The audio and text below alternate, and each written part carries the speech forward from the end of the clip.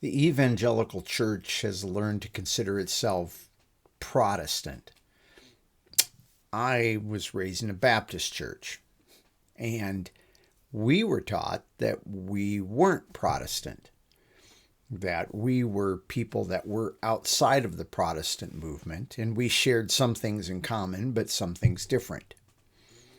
One of the things that the Protestant movement has taught when it looks at the nature of salvation is it sees what we would look at as three tenses. And that's the way I was taught this growing up, that there were three tenses of salvation. We're saved from the penalty of sin by faith in Christ. We're being saved from the power of sin in terms of living the Christian life. And we will one day be saved from the presence of sin because we will be glorified and it will no longer be in us. Protestant movement came to describe these as justification, sanctification, and glorification. The problem with those is these actually have multiple tenses. Yeah.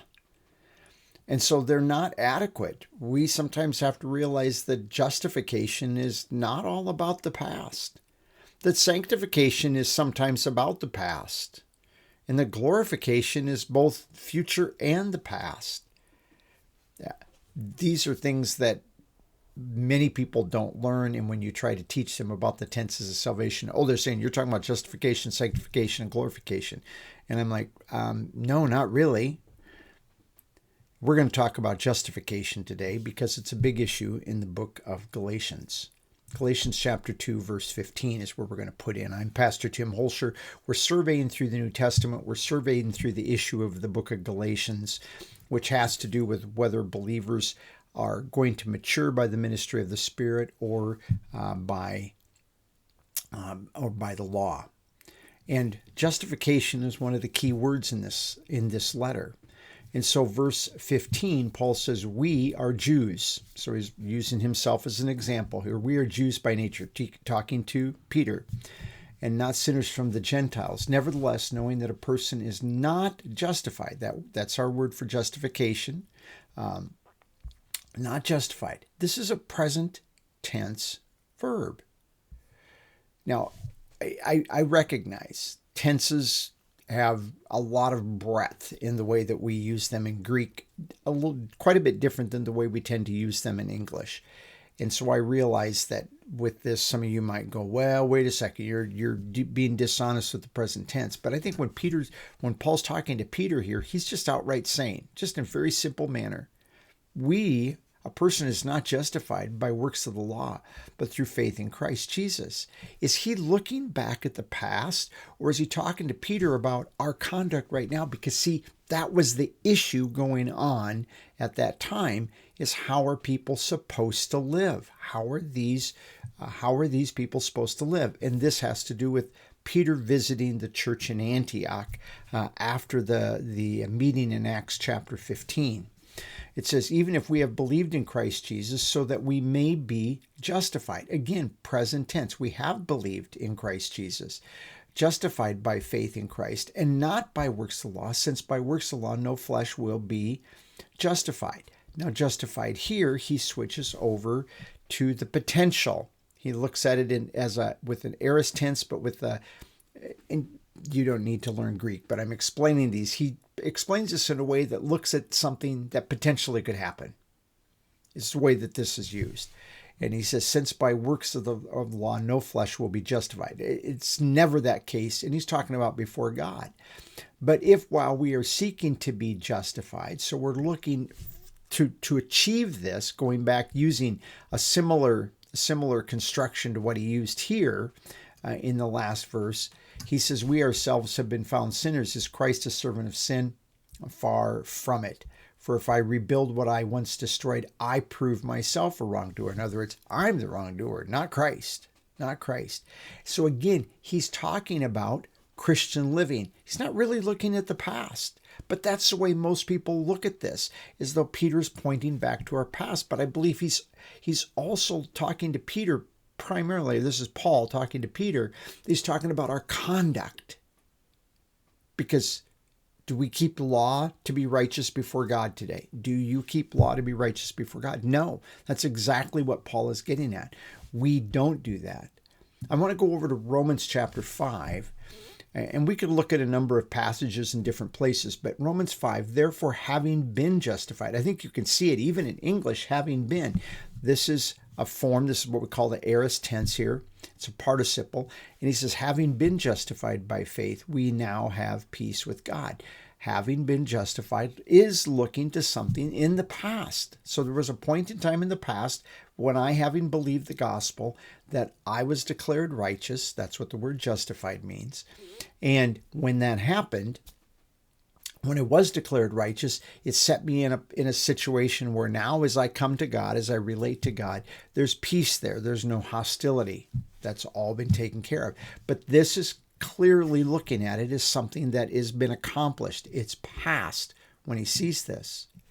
Turn to chapter 3 here of Galatians then. In verse 8, the scriptures foreseeing that God would justify, just looking at this activity, this in the present, that God would justify the Gentiles by faith. He preached the gospel or a good news beforehand to Abraham, saying, all nations will be blessed in you.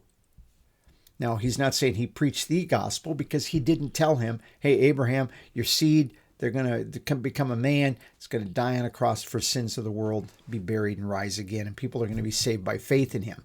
He didn't do that, but he said all nations will be blessed by you. And that blessing does come through the person of Jesus Christ. But so he had literally an A, not the, there's no the in front of gospel in the Greek. In fact, actually, preach the gospel is one word. It's a verb, technically, in the Greek. It says that God evangelized to Abraham, presented him with the good news. But it's because he was looking forward to the fact that God was going to justify or declare righteous the Gentiles. And he's going to do so by faith. Jump down to chapter 3. We've been down here a couple of times, and this is very, very important passage, the way this is written now. We go to verse 24. It says, the law then was our guardian. If you remember, we've talked about this at least twice now. It was that individual that took the child by the hand and walked the male child back and forth, made sure they stayed out of trouble, attended school, did all these things. He says it did that to Christ so that we could be justified by faith. And the word justified by faith here is being written in that form with the potential that this could take place. And he says, because not everybody that was under the law came to faith in Jesus Christ, but there were some, such as Paul, such as Peter and the other disciples. They came to faith, and they were then therefore declared righteous. And so he looks at this again as something that's potential for them at that time, not today, but potential back then. That's what the law was doing. And he says that they were declared righteous in that regard. That brings us then to chapter 5 and verse 4.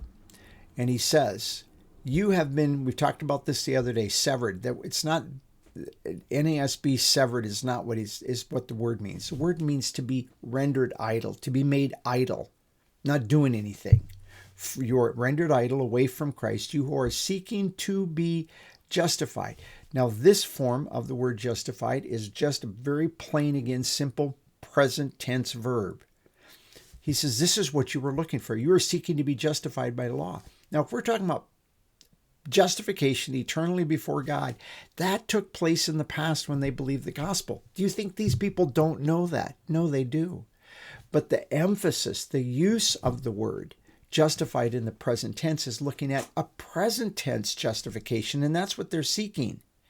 They're looking at under the law, a man could be righteous by the law before men, but not before God. And they now are trying to take that law and be righteous in their conduct, in their activity, before God. And he says, if you're seeking to do that, you actually are rendering yourself idle away from Christ, because you're not relating to who you are in Christ. You're relating to your activity down here. And as a result, you're making yourself idle. You might be super busy. You might be incredibly religious. You might be doing all kinds of stuff. You might be very meticulous in paying attention to all kinds of rules and things that Christians should do. But in reality, you are idle as God looks at us. And you have fallen from grace. Doesn't mean you've lost salvation. You're just not operating in Christ where God has demonstrated grace to you. And you've fallen from that place. But he then says in verse 5, for we, through the Spirit, we looked at this the other day when we were talking about the Spirit, we through the Spirit, by faith, are waiting or eagerly expecting the hope of righteousness. Now, this isn't the word justification, but it's the base of the verb justification. Or justify, excuse me. This is the word righteousness. This is what a person receives when they're declared righteous. We are declared righteous in Christ. 2 Corinthians 5:21, God counts us, says that we are God's kind of righteousness in Christ, in him. And so we are by faith eagerly waiting the hope of righteousness. Now, there's two ways that this could be taken. It could be saying that there's a form of righteousness or an act of justification that's coming yet in the future when Christ comes back for us. It's possible. But verse 6 I think is going to tell us, I think that this is something that's going on right in the present tense. For in Christ Jesus, circumcision is nothing, nor uncircumcision. And literally, they don't even translate the word for strong. It literally, circumcision makes nothing strong, neither does uncircumcision. There's no strength or value in either one of these. But faith that is in working through love. What's he talking about? What's this righteousness up here that he says we're by faith waiting for this hope of righteousness? It's this right here. It's acts of love. Now, I'm not saying that's the totality of our righteous activity today, but you and I as believers can be justified in conduct before God if we are not trying to be justified by law, but are actually just simply loving each other. And I find that that's so interesting because Christ left the church, left the disciples, really with one new command in John 13:34, to love one another, that is other believers, like he loved us. And if you get that and you kind of let that settle in your mind, you think about that makes sense that would be the command he'd leave us. And by loving each other, we are doing something that is righteous. So yes, justification in the book of Galatians is not just looking at something in the past. It's really also looking at present tense justification, justification in our Christian conduct, not by obeying law, but by doing acts of love, acts of service that are righteous acts of love. So remember who you are in Christ.